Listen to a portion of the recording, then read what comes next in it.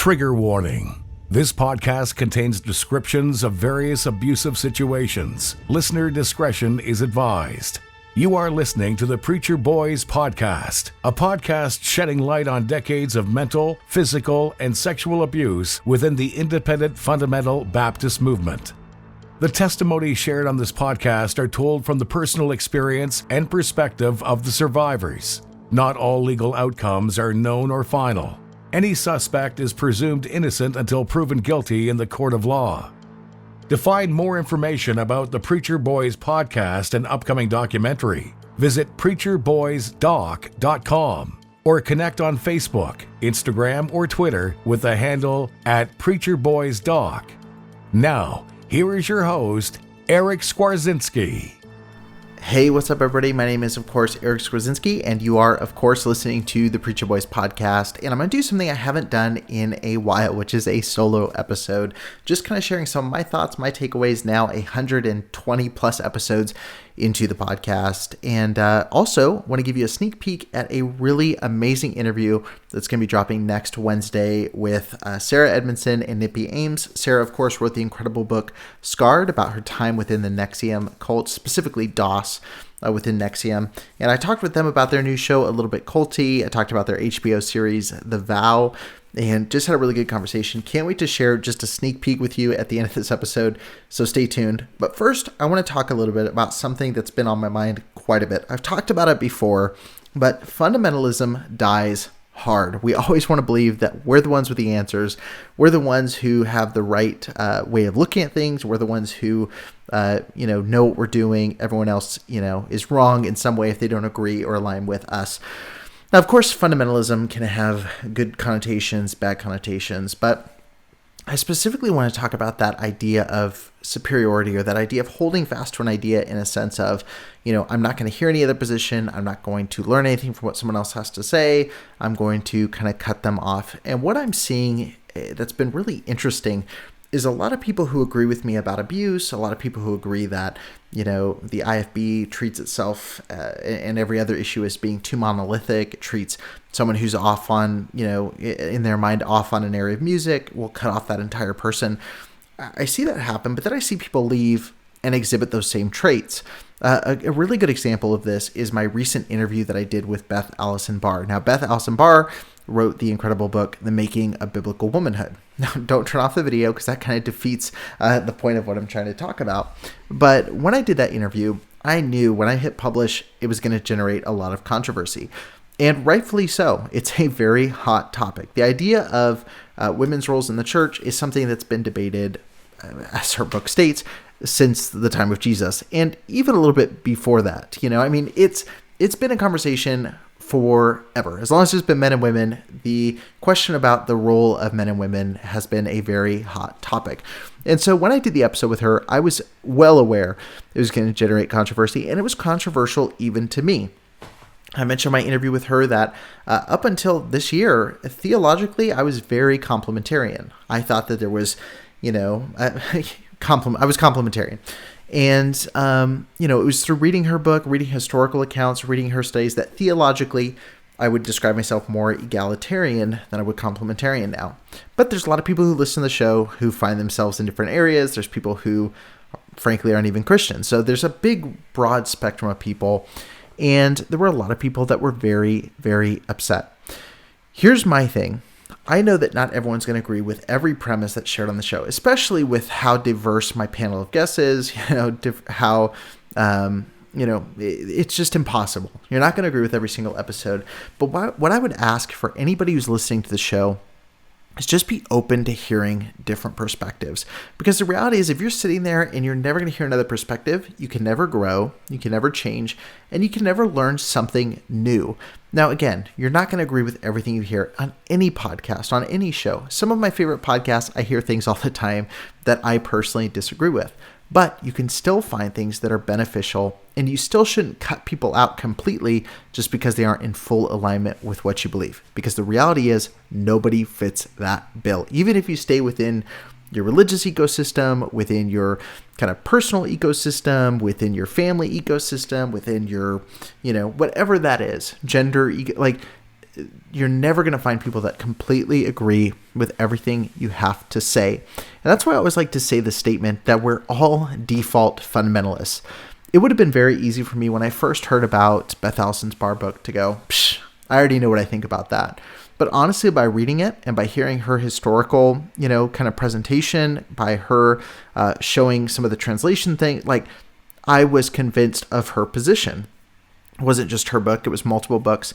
But again, that's just an example. It was me sitting there and going, okay, here's this, this, and this. Now look, I still don't agree with Beth Allison Barr on everything.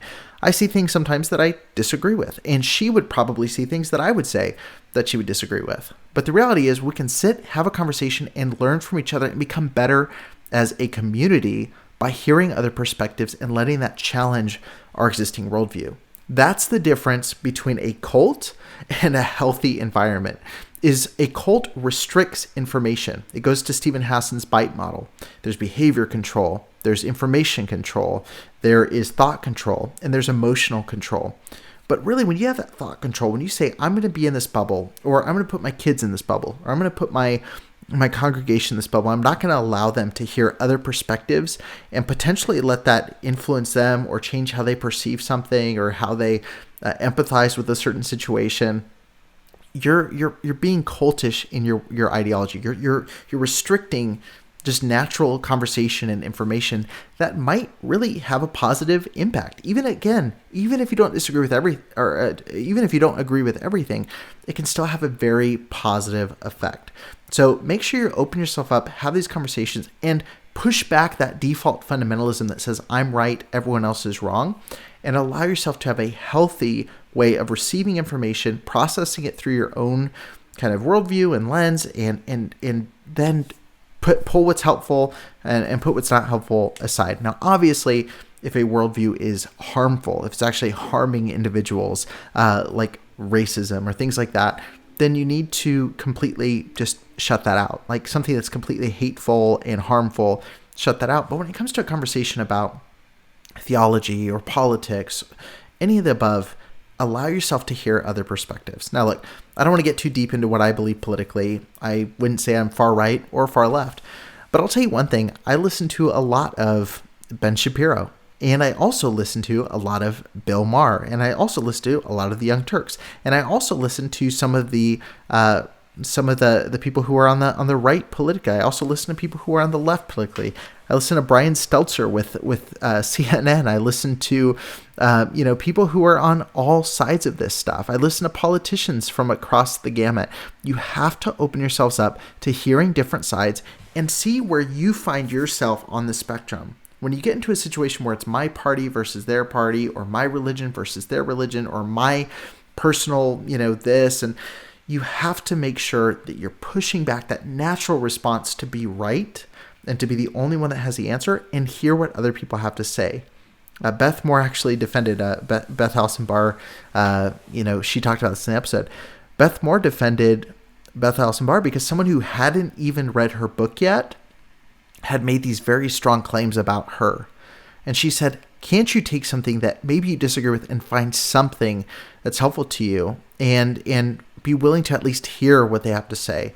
And that's what I would encourage all of you to do. Just be willing to hear what the other side has to say and see what you can take away from it. Whether or not you become complementarian, egalitarian, whatever that is, that's not the point of this video. I'm just saying be open to the conversations and don't allow yourself to be culty. Now, speaking of not being culty, I want to give you a sneak peek of my interview with the host of A Little Bit Culty, a brand new podcast by Sarah Edmondson and by Nippy, Ames. They are the stars of HBO's docuseries The Vow, which documents their time in and escape from the NXIVM cult. I'm going to show you just a little bit of what that episode is going to be like, and you can catch the full episode next Wednesday right here on the Preacher Boys podcast. Thank you so much for watching, and look forward to seeing you guys in a future episode. Talk to you soon. You say in your book, and I think this is amazing, I talk about this a lot with people, is the idea of when you leave, I've always said you have two options. It's like a scary movie. You can get in the car, drive away, and never go back to the campground, or you can be the person that spins around and goes and tries to pick up a bunch of people and take them out with you, or you put it in your book, I'm going to go, you can leave quietly or blow it up. And so I guess my question to both of you is why did you decide to blow it up? Like, it would have been really easy to walk away and say, like, that was an awful thing that happened. Let's leave it. For both of us, personal responsibility in what we had participated in. Number one, that has to be the number one thing on your. I've been a part of something bad. I need to fix the mistakes. Right. Number two, you don't get to do that. You don't get to do that and get away with it, and then start touting yourself as this moral company of whatever. Whatever punches that we have to throw, we're going to tell the world that you're not that thing. Right. And then once we started to do that collectively, we got dragged into a fight. Yeah. We didn't have a choice. Claire Bronfman got on a plane, probably a private plane, flew out to Vancouver a month later after the number one person in her company got branded with Keith Raniere's initials. Didn't ask how she was. President of the company didn't ask how she was, didn't ask how she was doing. They were all about self-preservation. And the self-preservation, that meant they had to take care of Sarah and myself and Mark and Bonnie, right? Yeah. Because they knew that we had a lot of influence in the company. We were in positions of leadership, and they tried to get her arrested based on a lie. That's when I knew, okay, this is a fight. This could be the next 3 to 5 years of my life, but my gloves are off. And whatever I have to do that's within my power, I'm going to do it. And I'm going to hit it as hard as I can. And that set us in motion. And really, they set the wheels in motion of their own demise. Yeah. Because once the cards were on the table, and this is kind of really what we were betting on, they were going to be who we were saying they were, far more than what they were accusing us of being. We were just people trying to get away from something horrible, right? Yeah. And that's exactly what played out. And it wasn't so much that we were right. We didn't know how right they were. It was a blowout. They didn't get a punch off in the court of law, and they didn't even attempt to defend themselves in law. And now they're trying to do it through the media and whatever, and nobody's listening because, like, it's already done. They got the best police force agency probably in human history in a civilization investigating them, getting resources and evidence. And then they went through a judge in one of the best courts, and they had a jury of their peers. They had every due process that's known to man, that's done at the highest level that we know in human history. And it was a blowout. The jury had to deliberate 4 hours. They had seen enough that this guy should be taken out of commission, and Claire Bronfman should be taken out so they can stop abusing and hurting people. Right. It happened quickly and swiftly. It wasn't even close. So sorry to get kind of whatever, but that's the magnitude of what happened. And yes, you can say we were brave. We were mostly scared, right? We were mostly scared making these decisions. We had a lot of lucky decisions, a lot of people that were there to help us. Right. It happened very quickly. We didn't have to do much. They dragged us into the fight. And when the evidence came out on the table, it wasn't even close. It wasn't even like remotely close that they were going to walk and have any of the charges not stick. So look, it sucked to go through. I wouldn't change it. But we did the right thing. We exposed and saved a lot of people, even though they're not willing to admit it. And it wasn't like we set out to do that necessarily. They dragged us into it. So I'm sure you can call me brave. I don't really call it brave. I felt like, okay, we have to go fight this fight. It's the obvious step. We have to do this. And anyone in that situation, the situation that Sarah and I would do the exact same thing. We had to go get a lawyer that was going to defend us. We had to go to the New York Times because they were threatening to arrest my wife with a 3-year-old kid. Like, what did you expect me to do? Yeah. Right. And I know the truth is on my side. I'm not running from anything. I'm not hiding from anything. So, we made a lot of decisions. And then, by July, a month after we left, we knew we were in a dogfight, and we knew we had to exhaust every single resource we could to save ourselves. The reason we even did the documentary in the first place was because we thought we were going to have some self-preservation on tape. Sure. We didn't know we were doing a documentary. I didn't want my personal life to become other people's entertainment. I didn't really want all that. Yeah. It's not like joy, but in order to vindicate ourselves, in order to show the truth, and all of it was on tape and documented. Right. So everything that everyone saw in the documentary, pretty much the court saw and worse. Yeah. They ultimately didn't need Sarah and I for this to convict him. So, we got lucky. The universe was looking out for us, however you want to put it. But for me, it was, I was going to throw whatever punch I could throw to protect my family, number one, and then set the record straight on who Keith Raniere really is. Sure. So can I answer that as well? Though your answer sorry, was awesome. I just went off. No, that was such a good answer. You reminded me of some things that I forgot about. And I think this is kind of the most exciting, if it can be possible, exciting part of the book, when we wake up and, then things move very quickly. Like my mom, as a therapist, was like, she was shocked at how quickly I woke up. And some people say deprogrammed or whatever. Like I went from being like, this is, the bee's knees, then be like, no, he's a sociopath and I am out. Because I could see it all so clearly. Very, like all these things that I had doubts about all made sense now. Like, oh, this is not who he says he is. Like he's a liar. But anyway, the question being, leave quietly or blow it up. I woke up. I knew that I had to extract myself. And I don't even it wasn't necessarily an exact moment, but it was recognizing that DOS was, worse than I thought. Thank you for listening to the Preacher Boys podcast. If you appreciated the content on the show, please leave a review on iTunes and don't forget to connect with us on Facebook, Instagram, or Twitter with the handle @PreacherBoysDoc. Additional information can always be found on PreacherBoysDoc.com.